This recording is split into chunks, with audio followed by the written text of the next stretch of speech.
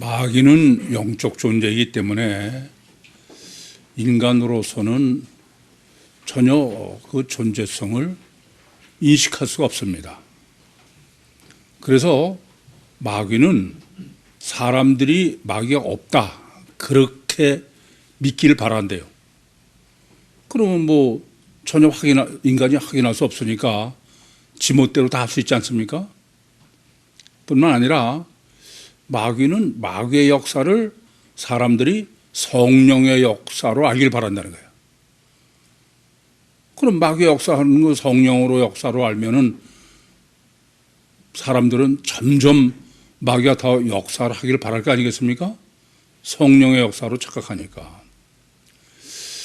이 두 가지 사실만 생각해도 이 세상은 마귀가 지배하고 있는 게 확실합니다. 왜냐하면은 교회마다 뭐 굉장히 건전하다고 어쩌고 그래도 굉장히 그 표적을 구해요.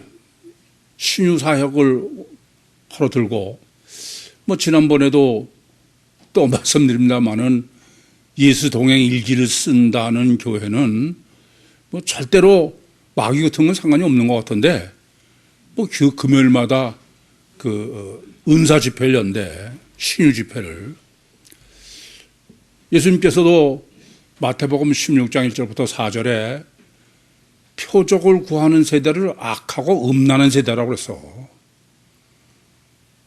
사람들이 표적이나 이런 것이 기준이 될까 봐 마태복음 26장 31절에서 33절은 아예 스칸들달리죠 해라. 그런데도 뭐 표적만 나타났다 그러면은 능력의 종이라는 거야. 그리고 구름대처럼 사람들이 모여드니 정말 마귀가 신바람 날 거야. 안 그렇겠어요? 두 번째는 전혀 마귀가 없다고 여기길 바란다 해요.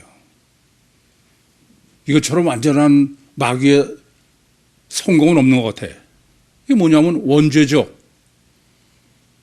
아니 마귀가 사람 안에 들어서 마귀가 사람을 다 우지자지 하는데도 이 세상은 다 뭐 오직 하나님이여 성경 믿는다고 그러는 사람들, 더군다나 뭐 기독교가 로마서 5장 12절 말씀처럼 한 사람으로 말미암아 죄와 사망이 들어왔다.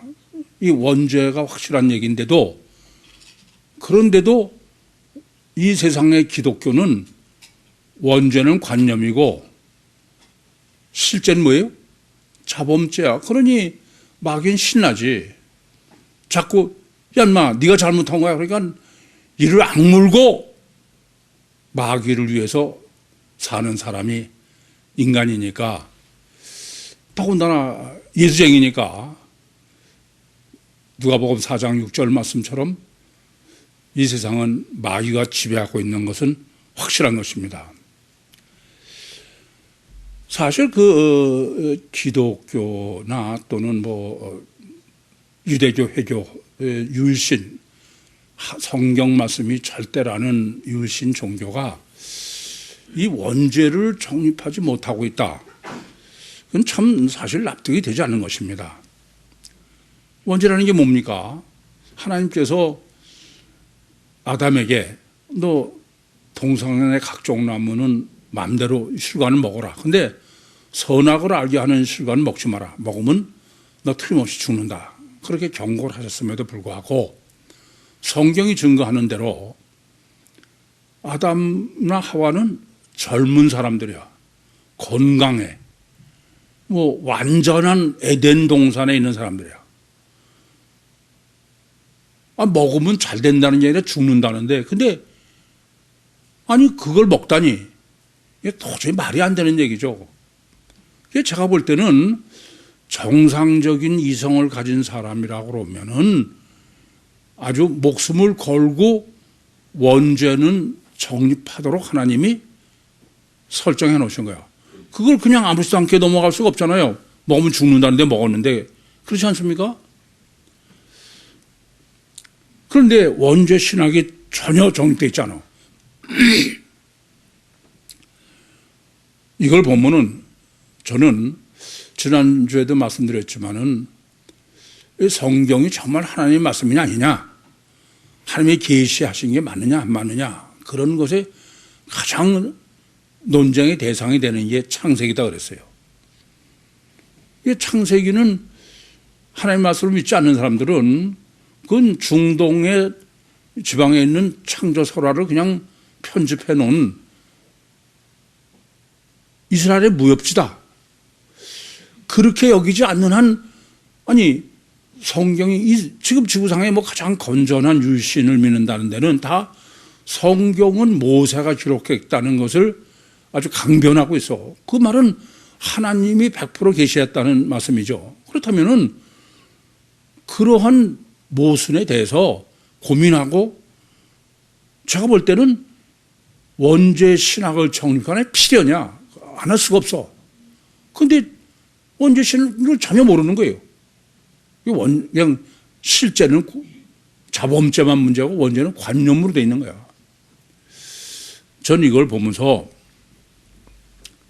이 지구상에 무슨 성경이 절대인 뭐 유대교든 회교든 기독교든 간에 그건 겉으로 내세우기는 성경이 하나님 말씀이고 창세기가 모세가 썼다고 그렇게 아주 당당하게 얘기하고 있지만, 실제는 뭐예요?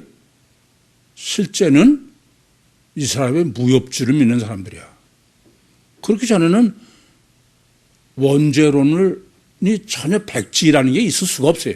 저는 아무리 제가 100번 생각해봐, 아니 이게 도대체 먹으면 뭐 하나님같이 된다는 것도 아니고 먹으면 죽는다는데 이게 도대체 뭐 어째서 먹냐, 이게 그건 말이 안 되잖아요. 근데 그거를 그냥 페이지를 넘기는 사람은 말로만 하나님의 말씀이고, 이건 뭐 이스라엘 무협지니까 말도 안 되는 소리를 썼지, 그러는 거죠. 오늘 본문은 더 고민들 많이 하셨습니까? 고생 많이 하셨을 것 같아. 근데 지난주 본문과 마찬가지로 본문은 번역본을 보셔가지고서는 전혀 해석이 불가능합니다. 왜냐하면 번역하는 사람이 전혀 무슨 말인지 모르고 번역했어. 그러니까 번역본 자체를 놓고 봐도, 그냥 번역본을 그대로 봐도 앞뒤가 안 맞아, 전혀. 논리도 안 맞고 뭐 이게 무슨 말인지 모르고 한심하게 한 거죠. 왜 그랬을까? 우선 첫 번째 아셔야 될 것은, 하나님은 지금 영적인 정립을 해주려는 거예요. 근데 뭐로 기록했어요? 육으로 기록한 거예요. 그러니까 첫째 보시면서 이것은 영 앞뒤가 안 맞으면 이건 영의 문제지 육의 문제가 아니다, 그렇게 생각하셔야 돼요. 두 번째는 신학을 정립해요. 그러니까 신학을 정립한다는 얘기는 실제 본문에 이렇게 써 있는 그 얘기가 이게 물리적으로 진행되는 얘기가 그런 얘기가 아니다 이거예요. 근데 그것을 그냥 뭐 진행되는 것처럼 보려니까 이게 도저히 안 되는 거죠.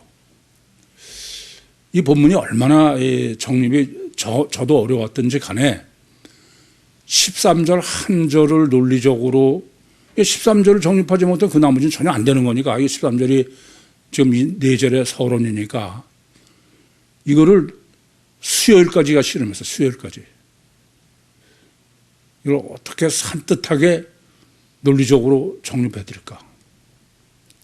그래서 그런 각오를 가지시고 그러선 13절부터 시작을 해보겠습니다. 우선 13절을 이 번역자가 전혀 잘못한 것은 강조법에 대해서 전혀 무지한 사람이야. 첫째, 늘 말씀드리지만 성경은 하나님이 강조법을 바로 해석하기 하려고 엄청난 강조법을 쓰세요. 그걸 놓치면 그건 성경 해석이 불가능합니다. 근데 제일 첫 번째는 유대인 강조법입니다. 우리는 성경에 하도 유대인이라는 게 많이 나오니까 무심코 지나치는데 그건 절대 안 돼. 유대인 강조법부터 생각해야 돼. 왜냐? 지금 보시는 대로 유대인이 마술을 행했다는 거예요. 이건 절대 있을 수 없는 일이야. 서로 실제로 유대인이 마술을 행했다 할지라도 성경은 유대인이 마술을 했다는 것은 기록한 예가 없습니다. 마술은 뭐예요? 마귀의 종인데 마술을 했다는 게 마귀의 종이 돼가지고선 그러니까 무당이야, 무당. 강신무당인데 서로 유대인이 그랬다 할지라도 그건 성경은 절대 그렇잖아. 우선 성경이 유대인을 강조하는 것은 어떤 의미냐? 이건 어떤 측면에서 성경을 해석하는 가장 기본이에요. 가장 기초입니다. 그건 뭐냐면 유대인이란 하나님의 백성이요. 선민이요. 말씀의 백성이요. 말씀이 얼마나 철저한지 율법주의자요. 메시아 대망이요. 이런 것을 강조하기 위해서 유대인을 강조하는 거지. 이게 무슨 마술쟁이 같은, 이건 택도 없는 소리야, 이건. 이건 아예 이 번역을 한 사람은 물론 마술이라고 번역된 단어 자체도 전혀 말도 안 되는 소리지만 기본이 전혀 안 되는 거예요. 두 번째는 마술로 번역한 단어입니다. 이건 마술이라고 전혀 번역할 수가 없어.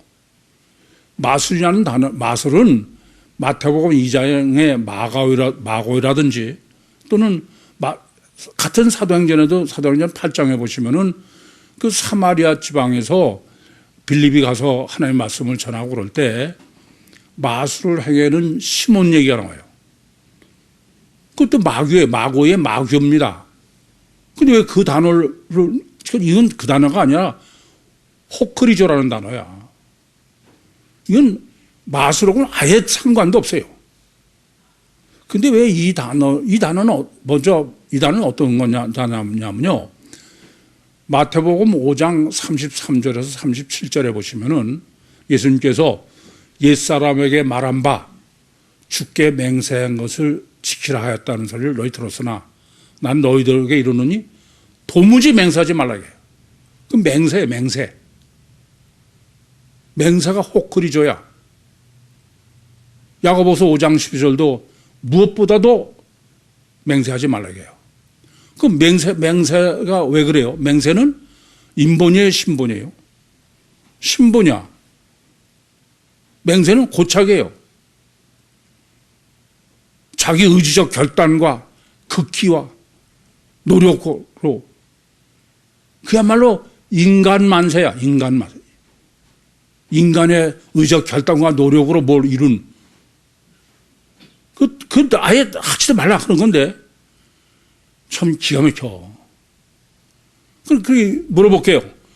마술은 도대체 인간의 의지로 할 수 있는 겁니까? 아무리 마귀지만 그것은 인간의 의지로 할 수 있는 게 아니야. 어쨌든 강신무당도 마귀의 역사에서 하는 거죠. 그렇지 않습니까? 이 단어는 도저히 이 마술로 번역할 수가 없는 겁니다. 근데 제가 볼 때 앞단락에서 바울이 이제 안수하니까 성령이 내렸고 그러고서 이제 무슨 또 그 다음에는 이제 바울의 앞치마나 손수건을 갖다가 환자한테 얹으니까 병이 나가고 마귀가 나갔다. 그러니까는 꼭 여러분이 보면은 지금 이 유대인이 마귀를 내쫓은 것처럼, 근데 어떻게 내쫓았냐 하면은 마술을 써서 이렇게 보도록 번역되어 있어요. 그렇죠? 여러분들 그렇게 봤습니까? 참 한심한 얘기지. 아니에요. 이 지금 같은 절 안에 호크리조를 2번 썼는데 하나는 지금 마귀로 번역되는 것은 엑스 호크리조야. 그리고 두 번째는 바울이 명했다. 그것도 호크리조입니다.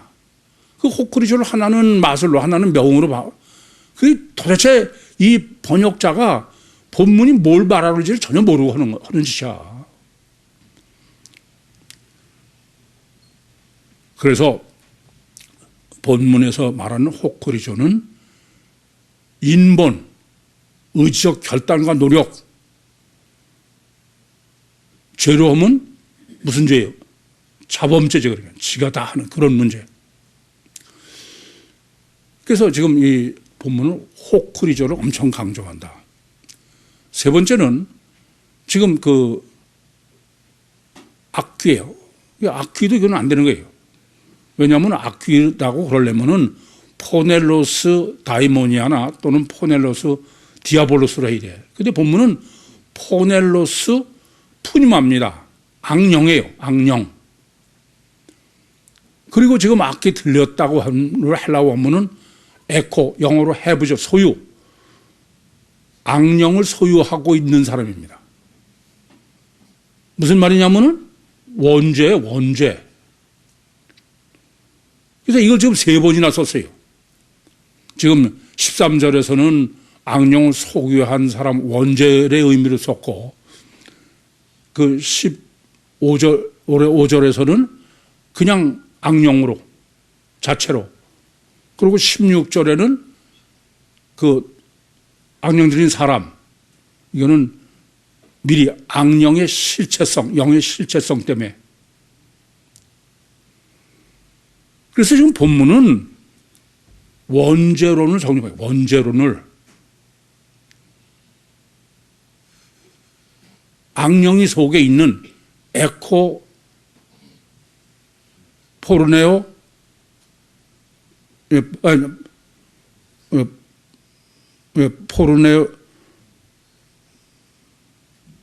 포네로스 푸뉴마의 원죄론을 정립하는 거예요. 마귀 안에 들어있는. 아시겠습니까? 그러니까 전체를 보시면 이래.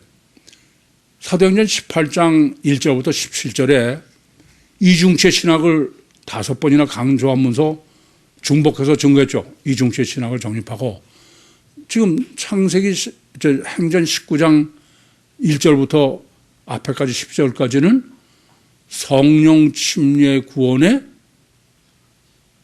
교회론.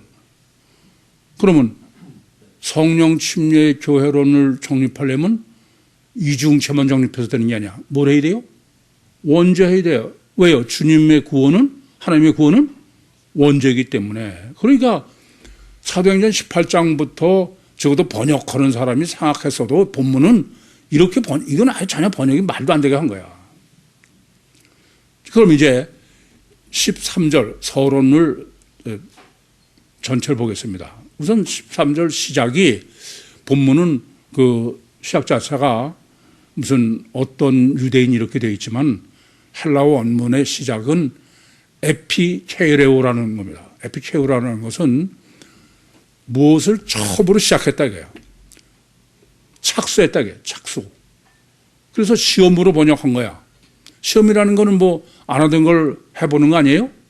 근데 시험이라는 건 페이라는 단어지 이런 무슨 말도 안 되는 거로 한 거예요 지금. 그러면 이 에피케이레오라는 것은 무슨 말이냐? 그것은 개종했다. 개종. 개종이라는 게 뭡니까? 예를 들어서 불교에서 기독교로 개종했다 그러면 불교 다니는 사람이 처음으로 기독교인이 되는 거 아니에요? 그래서 이것은 문맥상으로 보면은 개종으로 봐야 돼요. 개종.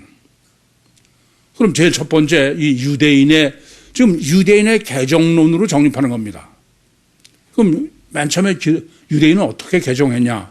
이건 앞에 문제죠. 18장부터. 유대인은 유대교에서 아볼로 예수교로 개종한 거예요. 아시죠?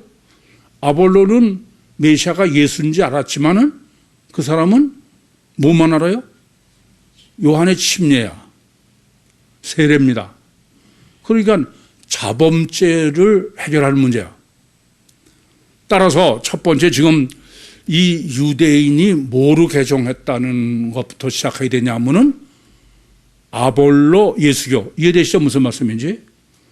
그는 아볼로가 예수를 알고 예수의 구원론을 얘기를 하는데 예수는 이름만 아는 거고 내용은 뭐다?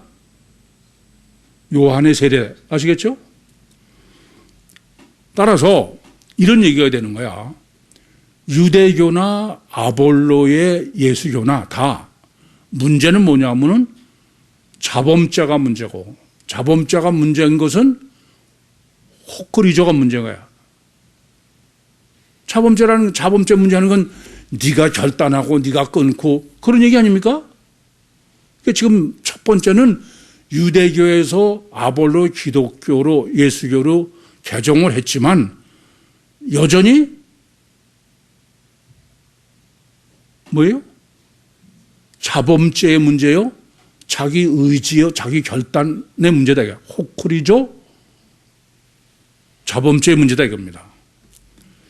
그게 바로 유대교에서는 피로 제사해서 자범죄 해결하던 것을 침례 요한에게는 물로 세례받아서 해결한 거예요. 본문이 지적하는 점은 이 점입니다. 자범죄의 문제는, 지금 본문은 자범죄의 문제는 자기의 의지적 결단이나 노력인 호크리조라고 여기고 있는 게 유대교요, 아볼로교다 이겁니다. 그런데 지금 본문이 말하려고 하는 건 뭐냐면은 그것은 자범죄도 악령의 문제예요, 원죄의 문제지 자신의 의지적 결단이나 노력의 문제가 아니다 이거예요. 아니 로마서 5장 12절에 보시면은 한 사람으로 말미암아 죄가 세상에 들어오고 사망이 들어왔어요. 원죄죠. 그게 원죄가 근본의 문제지 네가 결단하고 문제가 아니다 이거야. 그래서 로마서 3장 10절에서 12절도 의인을 행하는 사람이 하나 없다는 거야. 이해됩니까? 두 번째는 주 예수 이름을 불러서, 이게 뭐냐면은 이제 아볼로 예수교가 피복음 예수교로 바뀐 거야. 왜냐? 주 예수 그리스도가 아니에요. 주 예수의 이름이야. 그 말은 뭐예요? 단일체 신인 메시아의 피로 제산받는 거죠. 이해됩니까? 다르게 말씀드리면 요한의 세례로 해결되던 것을 예수가 온 이 지금 기독교는 뭐로만 바뀌었어요? 예수의 보혈로 바뀐 거야. 무슨 말씀 이해됩니까? 여전히 자기 의지적 문제인 자범죄의 문제, 호크리조의 자범죄의 문제다 그런 말입니다. 근데 호크리조인 자기 의지적인 문제인 자범죄는 해결은 어떻게? 그 문제는 아까도 악령이요 원죄가 문제인데 그럼 해결은 또 어떻게 해결이냐? 해결은 자기 의지적 결단과 노력으로 되는 게 아니다. 전혀. 또는 뭐 요한의 세례를 받거나 보혈로 해결될 수 있는 게 아니야. 오직 그것도 뭐가 문제예요? 악령의 문제요, 원죄의 문제를 해결, 그게 되기 전에는 소용없다게. 이해됩니까? 무슨 말씀인지? 그러니까 지금 본문은 그 아볼로, 유대교에서 아볼로로 예수교로 개종을 했고 또 거기도 여전히 자범죄요, 인간의 의지적 결단과 노력만이 문제다. 그런데 그거는 아니다. 이게. 본문은 악령이요, 원죄의 문제지. 또 아볼로 예수교에서 피복음 기독교로 바뀐 거예요. 보혈로. 그것도 여전히 자범죄의 문제야. 자기 의지적 결단과 노력에. 근데 그 해결이라고 그래서 그러면 내가 결단을 하면 해결할 수 있느냐? 아니다 이게요. 악령의 문제가 해결해야 되고 원죄가 문제가 해결돼야죠. 이에 대해서 무슨 말씀인지 이 본문의 강조법이다 이게요. 그럼 바울이 전한 예수는 뭐냐? 그 끝에 보시면은 이제 바울이 예수를 전하는데 그게 이 원문 보면 호크리죠. 너희들이, 바울이는 어떻게 전하냐면 이게 지금 유대인들의 해석입니다. 너희들이 의지적 결단과 노력으로 그렇게 해서 성화를 이뤄요. 그리스도의 삶을 본받으라게, 제자 훈련하라게. 왜 그러냐? 이런 얘기죠. 보혈 구원은 받아봐야 하나님이 너희가 어렵다고 칭하시는 거야. 내가 실제 의인이 된 게 아니고 그걸 이신칭이라고 그러죠. 보혈로. 근데 이신칭이 하나님이 그냥 너를 의롭다고 인정해가지고 천국 못 들어가. 천국 가려면 네가 실제로 의인이 되야지. 그게 뭐예요? 제자 훈련이야. 이해됩니까? 그 제자 훈련을 지금 본문은 어떻게 하면 호크리조 예수야. 너희들이 의적 결단과 노력으로 단일체 예수가 되라 이런 얘기야. 성화되는 거죠. 이해되십니까? 무슨 말씀이지? 그래서 이신득의가 되는 거야 이제. 그러니까 이신득이 아니라 의인이 되는 거죠. 그게 뭐예요? 철로역정이야. 평생 그냥 고진감내고 끊고 자르고 노력해가지고 그래서 드디어 천국 들어간다는 얘기입니다. 그러니까 구원은 예수 피로 구원받고 천국 들어가려면은 거룩해져 성화돼야 돼. 이해돼요? 그게 제가 늘 이중복음이라고 하는 거예요. 그런데 여전히 구원도 성화도 그것은 악령의 문제요 원죄의 문제지 뭐 이를 악물고 노력해서 되는 게 아니다. 그게. 이해되십니까? 무슨 말씀인지? 하나 더 있어요. 지금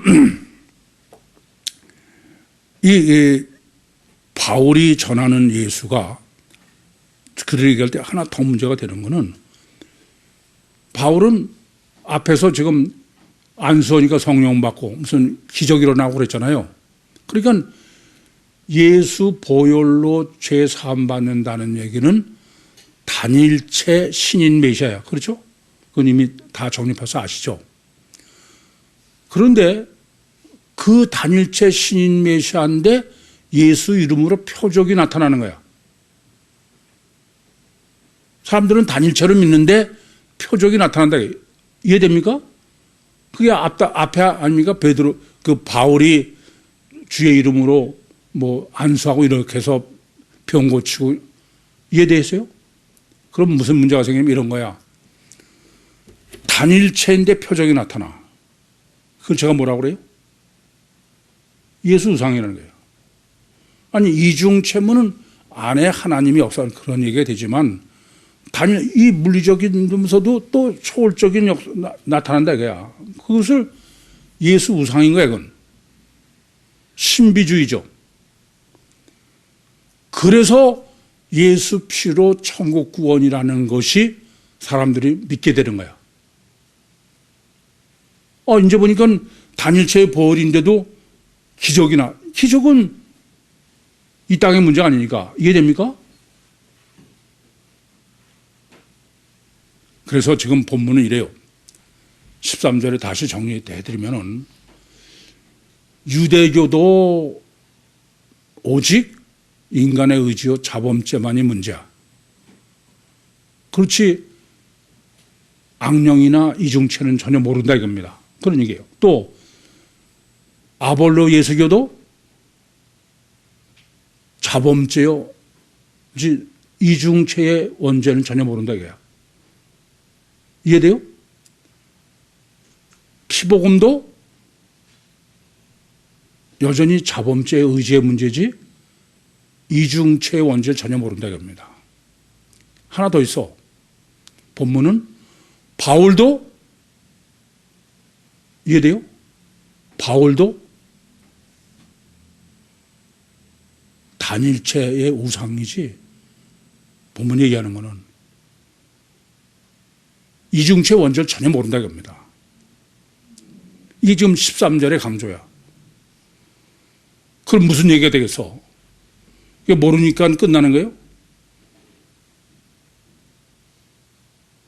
다음에 뭘 정리하라는 거예요? 다음을 어떻게 해석할 거냐 합니다. 그러니까 보면 이런 거예요. 제가 늘 말씀드린 대로 2000년 기독교 이 세상에 50억 아무도 이중체 원죄를 모른다 이겁니다. 그걸 왜 강조해요? 그러면 지금 14절부터 16절까지는 뭐겠어요? 이중체 원죄 신학이야. 그러니까 13절을 정확하게 해석해야 지금 14, 15, 16이 뭔지 알 수 있어. 13절에서 지적하는 것은 유사 이래 이중체의 원죄는 백지다 이거예요. 그러니까 다음에 이제 이중체 원죄론을 정립하라 이겁니다. 그러니까 14절부터 15, 16절까지는 이중체 원죄론이다. 이게 13절에서 완전하게 되기 전엔 그 후 해석이 안 되는 거야. 그렇다면 원죄는 오직 뭐에서만 정립할 수 있어요? 이중체 원죄는 뭐에서만 정립할 수 있어요? 그건 창세기 1, 2, 3장 외에서는 정립할 수가 없어. 그래서 지금 14절부터 16절까지는 창세기 1, 2, 3장이야. 그렇지 않고는 이제 해석이 잘 불가하는 거예요. 이해됩니까? 그래서 13절에서 이 점이 확실해져야 돼. 지금 14절에 유대인의 제사장 스가와의 일곱 아들이야. 이거 뭐하러 써요? 왜냐하면 이후에는 아무 상관이 없어. 이후에 무슨 지가 유대인인지 또는 뭐 제사장인지 고유명사가 왜 필요한지 일곱 아들이 전혀 없는 거야. 근데 왜 써요? 영을 육으로야. 우선 유대인의 강조법은 이미 말씀드렸고 지금 여기는 에베소입니다. 에베소에서 무슨 제사장이 필요해? 거기 무슨 성전이 있어요? 이 말은 뭐냐면 유대인 중에 유대인. 제사장은 오직 하나님만. 그 다음에 이 스가와라는 사람은 제사장의 이름이에요. 그리고 그 사람이 아버지고 일곱 아들이야. 이해되시죠? 근데 왜 이름을 썼나? 그 후에 뭐 이 사람이 이후에 어디서 등장하지도 않는데. 근데 이 스가와라는 말의 이름의 의미가 뭐냐면 소망이에요. 소망. 소원. 아버지의 소원이에요. 뭐 더 길게 말씀드리지 않더라도 뭐냐면 창세기 1장이야. 성부 하나님을 스가와로 설정해놓고 7일 창조의 설계도를 아버지가 낳은 일곱 아들. 이해되십니까?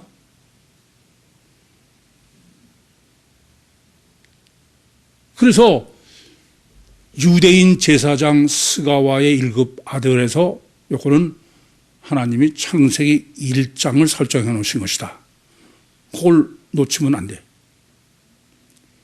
1장은 어떤 거예요? 소원이 하나님과 인격적으로 화목한 자녀로 안식일, 천국을 완성하는 거예요. 이해되시죠? 두 번째는 일곱 아들입니다. 그 일곱 아들이 도대체 그 이후에 하나도 등장하지 않는데 그 다음에 보면 두 사람이지 뭐 일곱 아들이 어디 있어요? 왜 일곱 아들일까요?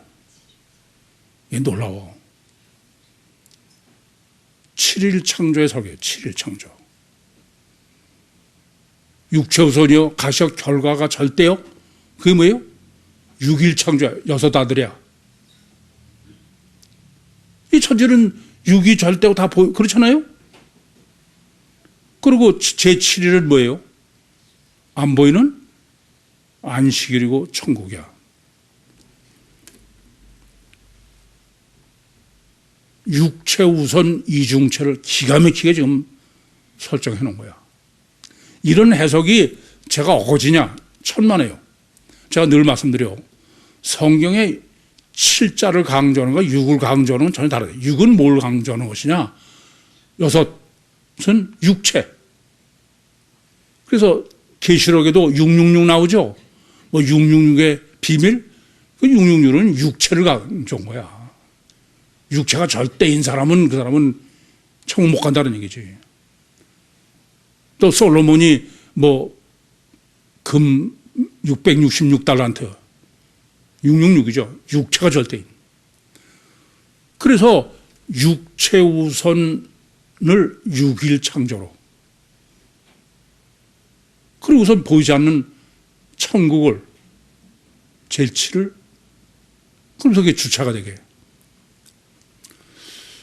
그런데 이제 그게 지금 14절이죠. 15절에 그 일곱 아들이 이것을 행했다고요. 그런데 악령이 내가 예수도 알고 바울도 아는데 넌 도대체 이거 누구냐 도대체 네가 뭐야?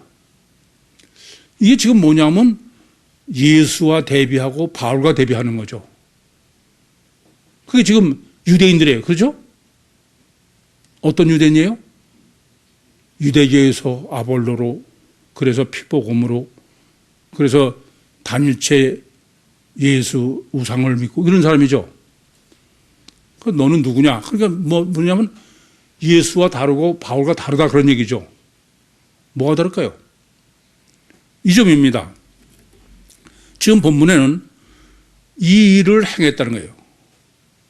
그러니까 이 일곱 아들로 지금 얘기하려는 건 이런 뭐냐면 예수 우상이에요. 예수 우상인 사람이죠. 단일체 예수로 인간의 의지가 절대고 자범죄가 절대이면서도 예수가 신비한 능력을 행하는 신비주의, 예수 우상, 그래서 천국권 이런 사람이죠. 이해되십니까?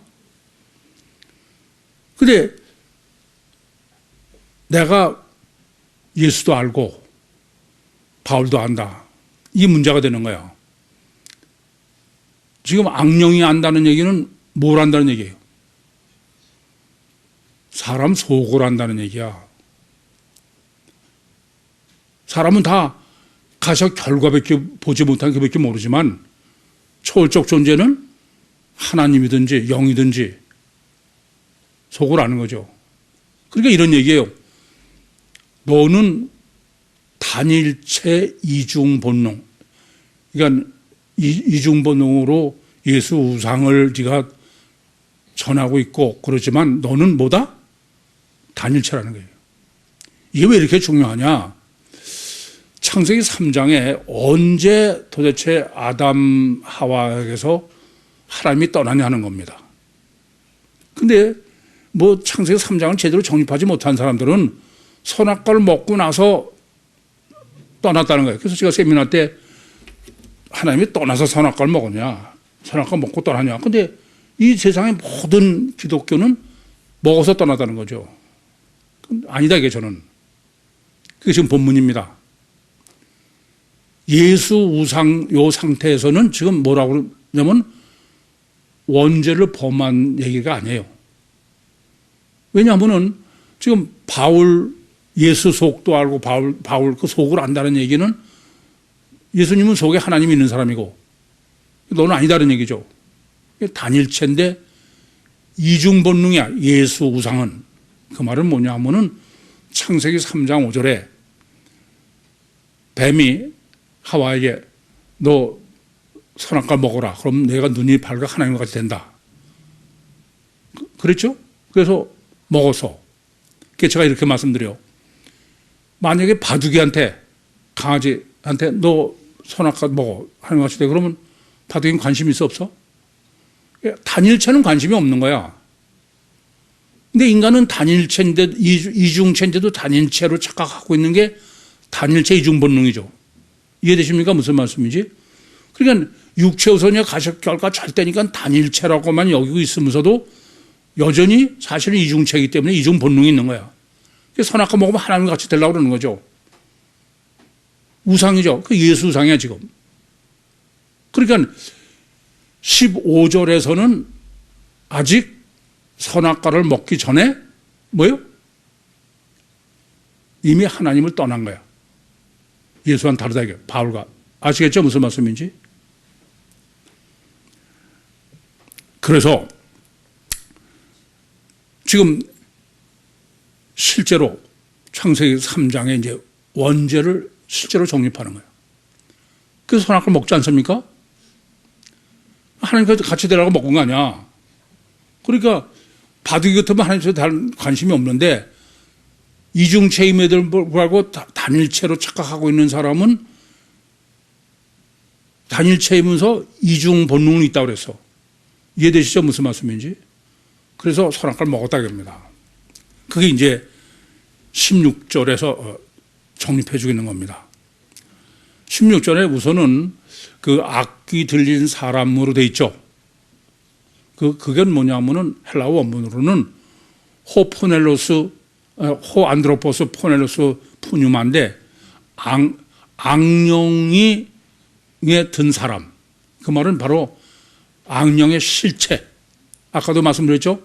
13절은 악령을 소유한 거 원죄를 얘기하려고 악령을 쓴 거고, 지금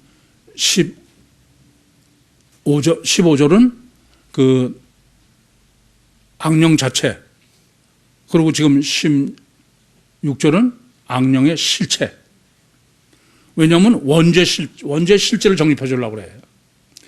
그러면서 이 악령이 든 사람이 두 사람에게 띄우려고 했어요. 두 사람. 근데 이 두 사람으로 번역된 단어가 암포테로스입니다. 이 암포테로스는 두 사람이 아니야. 한 쌍이야, 한 쌍. 아니, 남녀가 둘이 한 쌍이다. 그러면 한 쌍이면 두 사람 하나라고 그러죠. 두 쌍이면 모르는 게, 요런 사람이 둘이 두 쌍이야. 이해돼요? 무슨 말씀인지? 근데 지금 두 사람은 마치 별개로 두 사람처럼, 아니, 그게 아니고, 한 쌍이야, 한 쌍. 사실은 복수를 썼으니까, 요런 쌍이 일곱이다. 문맥하고 만약에 꼭 맞추려고 그러면, 그건 무슨 말이냐면, 이중체다. 이중체를 암포테로스라는 수치를 했다. 이해돼요? 무슨 말씀인지? 그래서 아까도 말씀드렸지만은, 이중체이기 때문에 선악과를 먹으면 하나님같이 되려고 그런 거야. 이해되시죠? 무슨 말씀이지? 첫째는 이렇게, 이게 두 사람은 이중체를 얘기하는 거지, 칠형제 중에 두 사람이 아니다, 이거예요. 만약에 앞에 칠형제하고 꼭 연계해서 하려고 그러면은 두 사람이 일곱이다, 이런 얘기예요. 두 쌍이 일곱이다, 이런 얘기죠. 이중체 일곱 사람. 이해되시죠? 무슨 말씀인지? 그 다음에 이제 그러더니 뛰어 올랐다는 거예요. 참, 이게 이제 헬라 공부야, 참, 계속. 에피할로마인데, 이 에피할로마이라는 건 마치 보이는 거로 실제로 하려니까는 에피할로마이를 썼는데, 그것을 위로 뛰어 올라온 것처럼 지금 번역한 거야. 그게 아니고, 에피할로마이는 쳐들어간다. 그냥, 습격한다. 뛰어들다. 습격하다. 우리 편대로는 임마누엘 안에 들어오는 거죠. 이해되십니까? 그런데 내가 영접해서 들어온 게 아니고 악령이 쳐들어왔다. 침입했다. 이런 얘기죠. 그러니까 그 악령의 실체가 우리 안에 들어왔다. 그 말은 선악과를 먹은 거야. 이해되시죠? 선악과를 먹은 거를 지금 본문은 악령이 들린 사람이 습격했다, 이런 거예요. 비인격적 관계로 쳐들어왔다, 그런 얘기죠. 그러고 났더니 지금 억제한다는 거예요. 억제하라는 게 카타쿠리오스야. 쿠리오스가 뭐예요? 주님이죠, 주관하는 거야. 이렇게 악령이 우리 안에 물리적 실체로 들어와서 이제부터는 내 주인이 뭐다? 악령이에요. 카타라는 것은 뭐의 밑에야? 그러니까 악령의 지배 밑에 이런 겁니다. 그럼 어떻게 해서 그 악령이 우리 심에 들어와서 주인 노릇을 하게 되느냐? 그것은 이겼다는 거예요. 여전히 카타 히스쿠야. 이스쿠스입니다. 이스쿠스라는 것은 물리적 능력이야. 힘, 군대의 힘 이런 거. 물리적 능력으로 나보다 강하니까 그래서 완전히 나를 지배하고 있다. 그런 얘기입니다. 그러니까 이렇게 선악과를 먹고 나서부터는 나의 주인이 누구예요? 악령이야. 나는 악령의 종이야. 이해됩니까?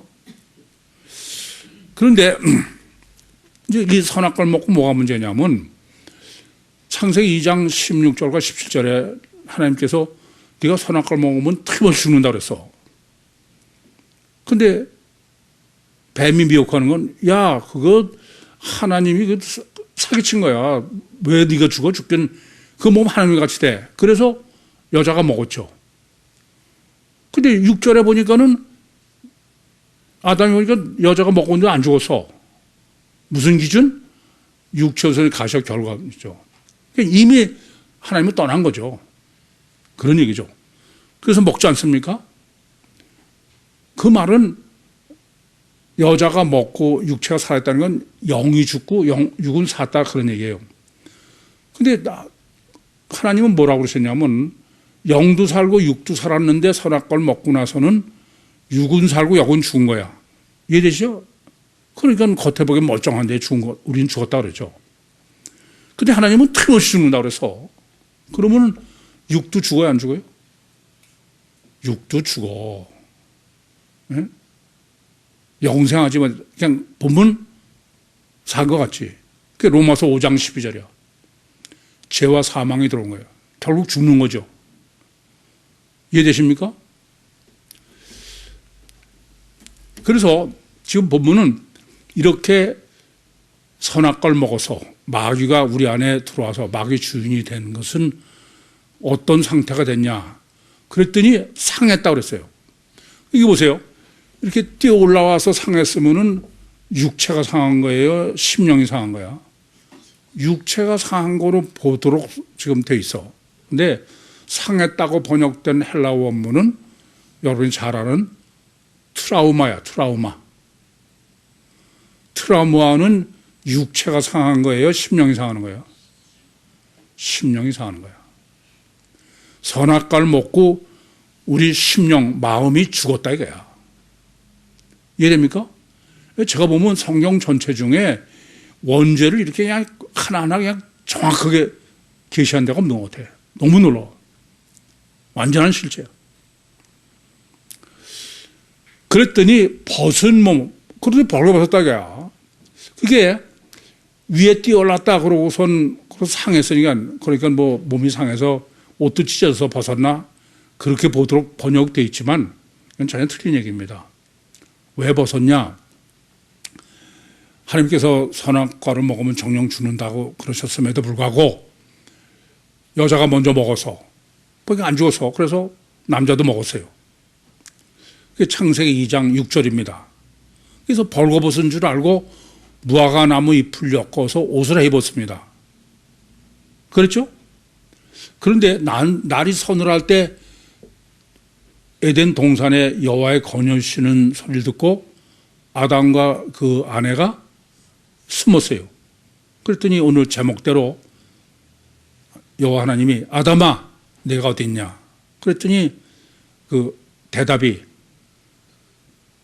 하나님의 음성을 듣고 벗었으므로, 본문이에요. 벗었으므로 하나님이 들여와서 숨었다 그랬습니다. 아니 안 벗었잖아요. 무화과 나무 잎을 엮어서 그 옷을 입었는데 왜 벗었어? 중요한 거야. 여쭤볼게요. 동물은 옷을 입어야 안 입어요? 동물은 옷을 안 입어. 요새 미친 사람들이 강아지 새끼도 옷을 입히지. 무슨 소리냐면 선악과를 먹고 나서는 마귀가 주인이 된다면 뭐가 됐다? 육체우선이와 가시결과만이 절대인 동물이 됐다 이거야. 동물이. 이 세상 보면요, 제가 보면 이건 아니에요. 진화론이 뭡니까? 동물이 조상이야.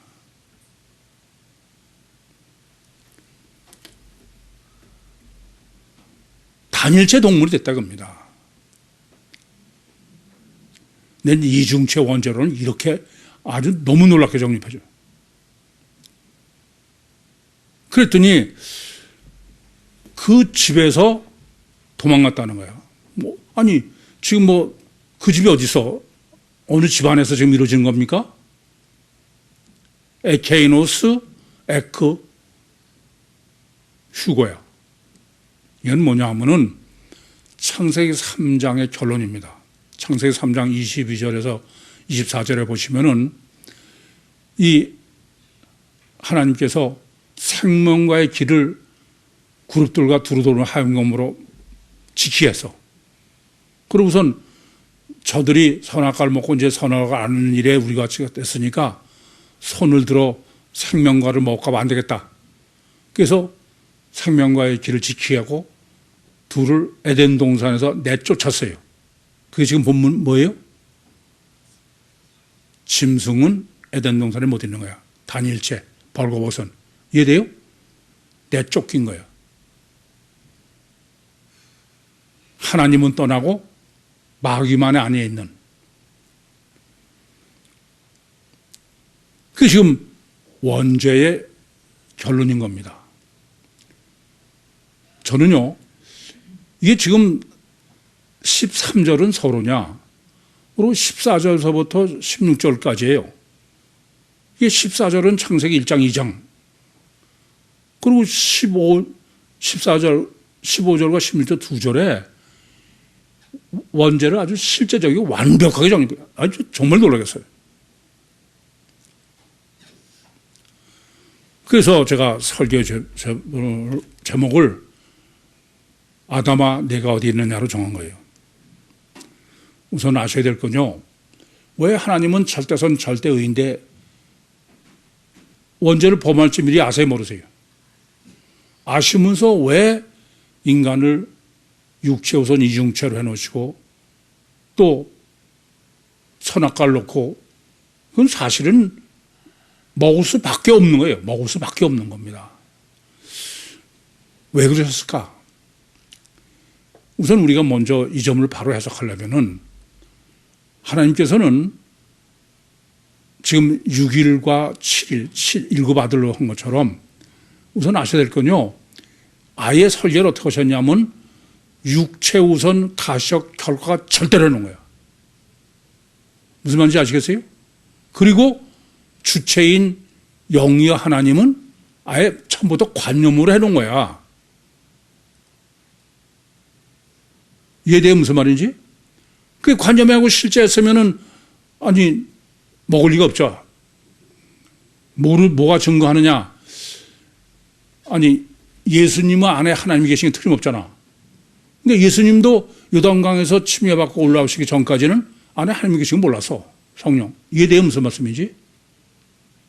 그러니까 인간은 육체 우선이야 가식 결과가 절대고, 영이여 하나님은 애초부터 관념으로 해놓은 거예요. 이해됩니까? 왜 그러셨느냐? 이게 문제입니다. 이게 이제 원죄야. 우리는 원죄를 바로 몰라가지고 왜 하나님께서는 에덴 동산에 선악과를 둬서 맞성이냐? 잘못하시는 것입니다. 육체 우선이야 가식 결과 절대 안에 내 영이 들어있다. 그 말은 주체는 뭐예요? 영이 주체야. 그럼 영의 입장에서는 창조부터 감옥에 있는 거야. 그래 안 그래요? 감옥에 있는 겁니다. 그래서 예수님께서도 누가복음 12장 50절에 내가 침례를 받기 전에 답답함이 어떠하겠느냐. 하나님, 예수님 안에 무슨 마귀가 있어요? 근데도 육체 우선 속에 감옥에 계신 거예요. 이해됩니까? 무슨 말인지? 그래서 원죄는 뭘 잘못하시는 거냐? 원죄는 자유를 누리는 거예요. 자유. 하나님 먹으면 정령 죽어. 아이, 난 내 마음대로 하지 그대로 나서 쫓고 난 못 살겠습니다. 그게 원죄야. 자유야. 탕자란 말입니다. 탕자. 아시겠어요? 하나님이 원하시는 것은 자유인 탕자가 되라 이거야. 호크리조의 형이 아니고, 호크리조는 어떤 사람이야? 형은. 탕자에 비해 형은 어떤 사람입니까? 불만이 많은데도 그냥 을적탈단하고 그냥 꾹 참고 순종하고 있는 거야. 자유를 포기하는 거죠. 없는 거지.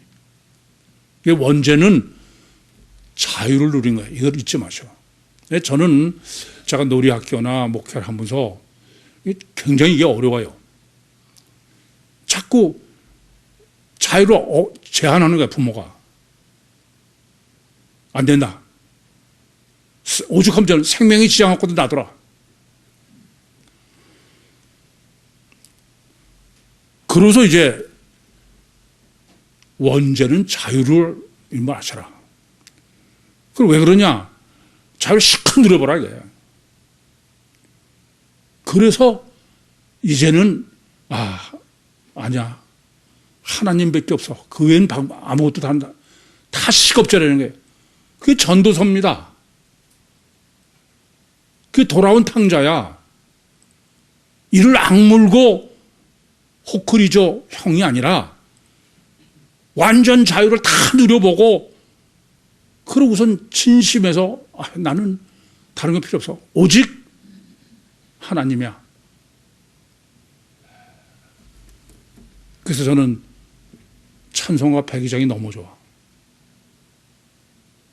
주님이 정말 재물보다 더 실제가 돼야 돼. 명예보다 더 실제가 돼.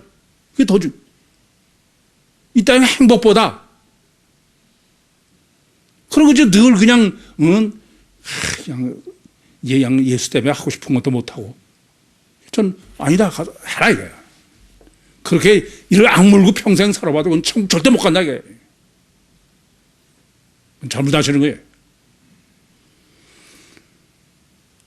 그게 회개입니다. 돌아온 탕자야 그게.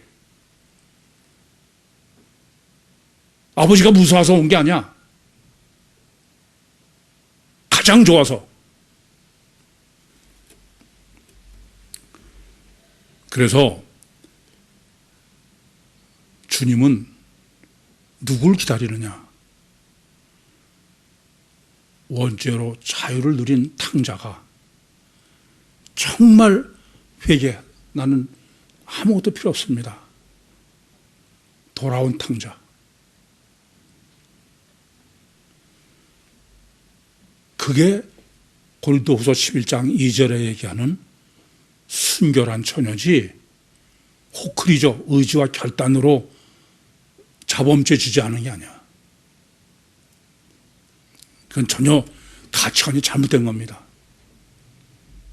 그래서 늘 말씀드리지만 자기가 꽤 의진이라는 사람 구원받는 건 거의 불가능해. 보면 정말 불가능해요. 마음속에 영 도사리고 있는데 그게 바로 주님이 기다리시는 신부야. 잊지 마시기 바랍니다. 창세기 2장 7절은 육체우선요 속에 여호와 하나님이 진흙으로 사람을 주시고 생명을 거기에 불어넣으셨다는 게 육체우선 속에 영의 하나님인 이중체야. 그것은 아직도 감옥에 갇혀있는 원죄를 범해야 되는 자유를 누려야 되는 사람이야. 그건 완성이 아니에요. 원죄를 범하고 원죄가 뭐가요? 자유야. 이거 다 누려보고 돌아온 탕자예요. 그때 생명과를 먹을 수 있는 거예요. 그래서 창세기 2장에 여호와 하나님이 진흙으로 사람을 지으시고 생명을 거기에 불어넣으시니 그건 발전태라고 그랬어요. 완성태는 뭐예요? 창세기 2장 9절에 생명나무와 선악을 알게 나무도 있더라. 선악과의 자유와 생명과의 하나님을 실체로 영접해 드리는, 그걸 바로 디모데 전서 2장 4절에 하나님이 모든 사람이 구원을 받고 진리를 아는 데 이르기를 원하시는 하나님의 소원이야. 예수 피로 제사함 받고 고집 감내해서 천국 들어가는 게 아니에요. 정말 다 오직 예수. I want nothing but only 크라이스트. 저는 예수님 외에는 아무것도 필요 없습니다.